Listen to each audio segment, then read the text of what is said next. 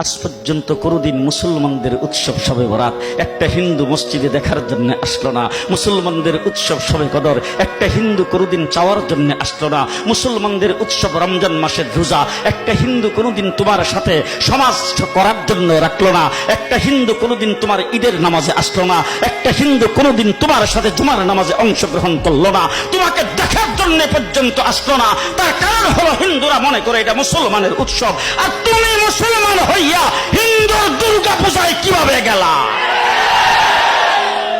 তোমার কি হয়ে গেল? তোমার কি লজ্জা শরম তুমি দয়ে ফেলে দিয়েছো? তোমার কি কোনো লজ্জা শরমও নাই? লজ্জা শরমও নাই। আবার কি সুন্দর বলতেছ, ধর্ম যার যার উৎসব সবাই।